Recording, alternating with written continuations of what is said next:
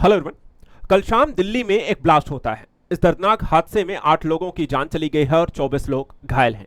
पूरे भारत में आज हाई अलर्ट घोषित किया गया है। सुरक्षा एजेंसियां और पुलिस भीड़-भाड़ इलाकों, शहरों की यहां पर जांच कर रही हैं। लेकिन समझना जरूरी है कि आखिर ये ब्लास्ट हुआ तो हुआ कैसे, या आतंकी कौन है, क्या ये जैश ए मोहम्मद से जुड़े हुए हैं, और इसको लेकर के पुलिस और सुरक्षा एजेंसियां क्या कर रही हैं। सबसे पहले घटनाक्रम पर नजर डालते हैं। देखिए, ये जो घटना हुई है कल दिल्ली में, ये जो ब्लास्ट हुआ है, ये लाल किला मेट्रो स्टेशन की पार्किंग में ब्लास्ट हुआ है। ये जो तस्वीर आप देख रहे हैं, यहीं पे ब्लास्ट हुआ है। ये जो रेड सर्कल के एरिया को आप देख रहे हैं, चलती हुई कार में ये ब्लास्ट हुआ था। i20 कार बताई जा रही है। जिस जगह पे ब्लास्ट हुआ था उससे अगर आप 300 मीटर की दूरी पर यहाँ पे देखें तो ये लाल किला है, जहां पर अच्छी खासी भीड़भाड़ रहती है। लोग मेट्रो स्टेशन से निकलते हैं, जो अलग अलग जगहों पर जो सुबह से जाते हैं, जॉब करते हैं, उसके बाद वापस आते हैं। इसके अलावा लाल किले में काफी सारे यहाँ पे पर्यटक रहते हैं। तो एक भीड़भाड़ वाले इलाके को सिलेक्ट किया गया था। ये जानबूझ करके आप विस्फोट किया गया है, क्या इसकी यहाँ पे प्लानिंग थी? सुरक्षा एजेंसियां इसके बारे में क्या कहती हैं उसके बारे में डिस्कस करेंगे। लेकिन जो घटना हुई है उसको थोड़ा समझते हैं। देखिए, जो अब तक का डेटा है उसमें यह कहा गया है कि 8 लोगों की मौत हो चुकी है, 24 लोग घायल हो चुके हैं। कहा यह भी जा रहा है कि मौतों का आंकड़ा बढ़ सकता है। जिन लोगों की मौत हो चुकी है या जिनका अभी इलाज चल रहा है, उन्हें ले गए हैं LNJP अस्पताल में। सारी चीजों वहां पर देख रेख चल रही है। इसके अलावा अगर देखें तो दिल्ली के ब्लास्ट के बाद दिल्ली के कई सारे भीड़भाड़ वाले इलाकों और देश के अन्य राज्यों और क्षेत्रों को भी हाई अलर्ट घोषित किया गया है। इसमें अगर हम बात करें तो लाल किले और चांदनी चौक को सील कर दिया गया, जहां यह ब्लास्ट हुआ है। मार्केट को बंद कर दिया गया है। सड़कों पर सुरक्षा बलों की तैनाती की गई है। इसके अतिरिक्त दिल्ली में धमाके के बाद यूपी, मुंबई जैसे यहां पर क्षेत्रों को हाई अलर्ट पर घोषित किया गया है और सुरक्षा एजेंसियां भीड़भाड़ इलाकों में जांच शुरू कर चुकी हैं। इसके अलावा देखा जाए तो अभी कुछ समय पहले ही जो न्यूज आई थी कि फरीदाबाद में करीब 2900 किलो अमोनियम नाइट्रेट को पकड़ा गया था और 2 यहां पर उससे जुड़े हुए आतंकियों को पकड़ा गया था। जांच एजेंसियां जो हैं इन दोनों घटनाओं को जोड़ करके देख रही हैं, क्योंकि इनका तीसरा जो आतंकी था या साथी था वो फरार था, जो कि कल यहां पे बताया जा रहा है कि घटना में यहां पर शामिल था। इसके अलावा देखा जाए तो साजिश के तौर पर भी सुरक्षा एजेंसियां इसकी जांच कर रही हैं कि सिर्फ क्या ये एक लोकल ब्लास्ट है जो यहां पर किया गया है, या फिर इसमें यहां पर विदेशी यहाँ पे जो आतंकी हैं जैसे मोहम्मद जैसे संगठन है, क्या उनके साथ यहाँ पे कनेक्शन है। तो पूरी दिल्ली जो है इस समय सुरक्षा एजेंसियों के द्वारा जांच की जा रही है। हड़कंप मच चुका है कि आखिर ये घटना हुई तो हुई कैसी। ये भी यहाँ पर बताया जा रहा है कि हड़बड़ी में ये दिल्ली प्लान बनाया गया था जो दिल्ली ब्लास्ट में हुआ है। फरीदाबाद में क्योंकि पुलिस और सुरक्षा एजेंसियां छापे मार रही थी, कई सारे लोगों को यहाँ पर पकड़ कर रही थी, साथ ही जो हथियार इत्यादि थे वो पकड़े गए थे। और ऐसे में पैनिक होकर जो बाकी के उनके साथी थे, कल उन्होंने ये दिल्ली का प्लान बनाया और चलती हुई कार में ये विस्फोट किया है। कहा यह भी जा रही थी, ये i20 जो कार यहाँ पर है, इसमें जो लोग यहाँ पर सवाल थे, तो लाल किला जो कार ब्लास्ट आप कह सकते हैं कि फरार जो आतंकी था डॉक्टर मोहम्मद उमर, वो भी यहां पर इस गाड़ी में मौजूद था और उसकी यहां पर मौत हो चुकी है। पूरी घटनाक्रम को अगर मैं आपको समझाऊं कि हुआ कैसे सारी चीजों के घटनाक्रम को, तो थोड़ा इस तरह कहानी के रूप में समझते हैं। देखिए, दिल्ली में लाल किले के पास जो धमाका हुआ, इसमें जो कार शामिल थी वो थी i20 कार। इसमें एक तेज धमाका होता है, 9 लोगों की एक और यहां पर देखा संख्या बढ़ चुकी है, 9 लोगों की मौत हो चुकी है।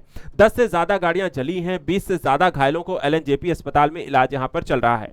इसके अलावा देखा है कहां हुआ है, तो दिल्ली में लाल किला मेट्रो स्टेशन के गेट नंबर 1 के पास ये ब्लास्ट हुआ है। यह जगह चांदनी चौक और लाल किले के करीब है, जहां रोजाना हजारों लोग घूमने फिरते हैं। इसके अतिरिक्त क्या कब हुआ है, तो जो मीडिया रिपोर्ट यहां पर बताती है कि कार में जो धमाका हुआ है वो 10 नवंबर की शाम 6:52 बजे के आसपास हुआ और दिल्ली फायर डिपार्टमेंट को जो कॉल की गई थी वो 7:16 पर गई। इसके बाद अगर हम देखें तो कौन प्रभावित हुआ है इससे, तो वहां पे आसपास अगर हम देखें जो स्ट्रीट वेंडर्स थे, जो खरीदारी करने वाले लोग थे, जो घटनास्थल से लोग गुजर रहे थे, वो इस यहां पर ब्लास्ट के चपेट में आ गए हैं। और रिस्पांस टीम की बात करें तो यहां पर दिल्ली पुलिस है, special cell, fire brigade, NSG, bomb squad इत्यादि जो यहां पर एजेंसियां हैं वो पहुंच गई हैं, जांच लगातार कर रही हैं इस क्षेत्र को लेकर के। इसके अलावा ये ब्लास्ट हुआ क्यों है, तो कारण यहां पर अभी पूरी तरह से स्पष्ट नहीं है, जांच चल रही है। 2 तरीके की थ्योरी यहां पर पहले शुरू में बताई गई कि ये हो सकता है कि CNG में ब्लास्ट लगा हो, CNG जो लगी रहती है उसमें ब्लास्ट हुआ हो, उसके कारण ये हो गया है, या फिर यहां पर एक टेरर एंगल यानी कि जानबूझकर एक ब्लास्ट किया गया है। तो एजेंसियां यहां पर जांच कर रही हैं, लेकिन जो अभी निकल के आ रहा है कि आतंकी घटना के तौर पर यहां पर इसके पुख्ता होने के चांसेस ज्यादा हैं। इसमें दो आतंकियों को देखा जाए तो 9 नवंबर को पकड़ा गया था। इसमें एक है मुजम्मिल शकील के कमरे में 9 नवंबर को 360 किलो विस्फोटक असाल्ट राइफल पकड़ी गई। अगले दिन 10 नवंबर को शाहीन की कार से AK-47 राइफल और कारतूस पकड़े गए। तो ये दोनों यहां पर पकड़े जा चुके थे। तीसरा जो आतंकी यहां पे फरार था, उसने कल आपको एक तरीके से डॉक्टर आदिल अहमद और डॉक्टर मुजम्मिल शकील, ये दोनों पकड़े गए हैं। और इसका जो तीसरा साथी था वही यहां पर देखा जाए तो कल ब्लास्ट में यहां पर बताया जा रहा है कि वो भी उसमें शामिल था और वो उसमें मारा गया है। इसके अलावा देखा जाए तो हरियाणा में जो कार की बात करें तो हरियाणा के फरीदाबाद के धौस गांव में 9 नवंबर को जम्मू कश्मीर पुलिस ने पुलवामा के रहने वाले डॉक्टर मुजम्मिल शकील के घर छापा मारा। उनके कमरे से 360 किलो विस्फोटक असॉल्ट राइफल, 4 किलोमीटर दूर फतेहपुर तगा गांव से एक मौलाना के घर से 3563 किलो संदिग्ध अमोनियम नाइट्रेट भी बरामद किया। और दिल्ली ब्लास्ट में इस छापेमारी के बीच 4 तरीके के कनेक्शन सामने आ रहे हैं। इसमें देखें तो एक आपका आईडी नहीं है, इसमें अमोनियम नाइट्रेट से ब्लास्ट होने की आशंका बताई गई है। दूसरा, जिस कार में ब्लास्ट हुआ है उसका फरीदाबाद में कटा हुआ चालान है, ये आप देख सकते हैं। ये जो चालान कटा है उसकी यहाँ पर रिसिप्ट है, ये ऑलरेडी यहाँ पर कटा हुआ है, ये भी पाया गया है। छापेमारी से घबरा करके विस्फोटक छिपाने के लिए कार में ले जाने वाले एंगल की जांच की जा रही है कि हो सकता है कि ये जानबूझ के विस्फोट ना किया गया हो, अनजाने में हो गया हो विस्फोटक, क्योंकि यहाँ पे धरपकड़ में पकड़े गए थे तो ये उस विस्फोटक को कहीं और शिफ्ट कर रहे थे, उसके दौरान यहाँ पे धमाका हो गया। और गुरुग्राम में रहने वाले सलमान की कार पुलवामा के तारिक को यहां पर बेची गई थी। इस तरीके की यहां पर पूरी घटना अब तक निकल कर आई है।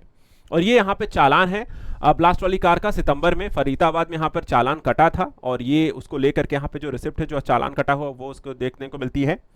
इसके अलावा जांच में अब तक जो पॉइंट निकल कर आए हैं, 4 पॉइंट निकल कर आते हैं कि जिस तरीके का ब्लास्ट हुआ है उसमें आतंकी संगठन जैश ए मोहम्मद और इस्लामिक स्टेट खुरासान प्रोविंस का एंगल भी शामिल हो रहा है। और दोनों संगठन सुसाइड बॉम्बर पर फोकस करते हैं, क्योंकि जो लोग यहां पर कार में बैठे थे वो भी इसमें मारे गए हैं, तो सुसाइड बॉम्बर की तरह इसको यूज किया गया है। तो ब्रेन वॉश कर आतंकी हमले कराते हैं, जांच एजेंसियां इस एंगल को देख रही हैं। दूसरा, इस बात की भी आशंका है कि धमाका पहले I-20 कार में ना होकर किसी और गाड़ी में हुआ हो, और ऐसा इसलिए क्योंकि अमोनियम नाइट्रेट में तभी धमाका हो सकता है जब उसकी मात्रा कई टन में हो या फिर उसमें आग लग जाए। और इसलिए यहां पे इस एंगल को भी ध्यान में रखा जा रहा है कि पहले किसी दूसरी गाड़ी में CNG ब्लास्ट की वजह से या संदिग्ध गाड़ी में ब्लास्ट हो गया हो। तीसरा, यहां पर ब्लास्ट के बाद पीड़ित बुरी तरह जल गए हैं। इससे आशंका है कि ब्लास्ट आईडी की वजह से नहीं हुआ है, इसमें भारी मात्रा में अमोनियम नाइट्रेट का इस्तेमाल हो सकता है। अमोनियम नाइट्रेट में धमाके से 50 से 100 मीटर तक भारी नुकसान हो सकता है, जैसे इस घटना में यहां पर देखा गया है। और चौथा यह है कि ब्लास्ट के बाद 10 मिनट में ही Delhi crime branch, special cell, local police मौजूद थी मौके पर। इसके बाद NIA, NSG, फॉरेंसिक टीम वहां पर पहुंच गई है। इस केस में फॉरेंसिक सबूत सबसे अहम है और धमाके की असली वजह का यहां पर अब तक पता नहीं चला है। इसके अतिरिक्त देखा है ये पहली घटना नहीं है जो दिल्ली में ब्लास्ट हुआ है। दिल्ली में अगर हम बात करें पिछले 20 सालों में ऐसे बम ब्लास्ट की घटनाएं देखने को मिली हैं। 1997 में लाजपत नगर ब्लास्ट में 13 लोगों की मौत हुई थी, 30 से ज्यादा लोग यहां पर घायल हुए। 1998 में करोल बाग गैफ्टी मार्केट ब्लास्ट हुआ था, जिसमें 17 से ज्यादा मौतें हो गई थी। इसके बाद 2001 में संसद भवन पर हमला हुआ था, विस्फोट, गोलीबारी, सुरक्षा बल सहित 9 लोगों की मौत हुई। 2005 में सीरियल ब्लास्ट हुआ सरोजनी नगर, पहाड़गंज और गोविंदपुरी में। 29 अक्टूबर 2005 3 धमाके हुए, 60 से अधिक मौतें हुई, 200 लोग घायल हो जाते हैं।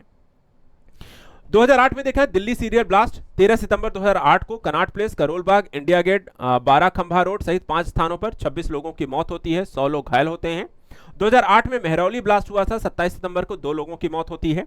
2011 में दिल्ली हाईकोर्ट ब्लास्ट हुआ, 7 सितंबर 2011 को गेट नंबर 5 के पास विस्फोट, 15 मौत हुई, 70 घायल हुए थे। और 2021 में इजरायली दूतावास के पास मामूली धमाका, 29 जनवरी 2000 कोई गंभीर नुकसान नहीं हुआ है। तो इस तरह की घटनाएं लगातार दिल्ली में हुई हैं और इसको लेकर के अब सुरक्षा एजेंसियां जांच कर रही हैं। इसको लेकर के देखा जाए तो सरकार को, सुरक्षा एजेंसियों को लेकर के लगातार प्रयास करने होंगे कि दिल्ली जैसा क्षेत्र जो कि सभी प्रकार की संस्थाओं का केंद्र बिंदु है और उस क्षेत्र को कितना सुरक्षित बनाया जा सकता है। साथ ही इस तरह की घटनाओं में आतंकी संगठनों की भूमिका, ब्रेन वॉश करके भारतीयों को, मुसलमानों को किस तरीके से इसमें शामिल किया जा रहा है। पढ़े लिखे मुसलमान, क्योंकि डॉक्टर यहां पर हैं, तो यह देखा जा रहा है कि पढ़े लिखे मुसलमान भी यहां पर, उनका भी ब्रेन वॉश करके उनको कट्टर बनाया जा रहा है, ऐसी आतंकी घटनाओं को यहां पर देने के लिए ब्रेन वॉश किया जा रहा है। तो ये काफी चिंतनीय विषय है। तो देखें हैं कि दिल्ली ब्लास्ट में आखिर नया क्या निकल के आता है, लेकिन आप सभी सतर्क रहें। आसपास कुछ भी संदिग्ध लगता है तो पुलिस को सूचित करें। और साथ ही साथ यहाँ पर ऐसे किसी को भी अगर किराया और इस तरह की अपनी कार को या फिर अपने मकान को किसी को रेंट पर दे रहे हैं और उससे जुड़ी हुई कुछ भी यहाँ पर हरकतें ऐसी लगती हैं, तो ज़रूर यहाँ पर पुलिस के साथ सहयोग करें। आज के लिए इतना ही। ऐसे ही यहाँ पर ज़रूरी और इंपॉर्टेंट खबरों के लिए हमारे साथ बने रहें। चैनल को सब्सक्राइब करके रखें। Thank you so much and good luck.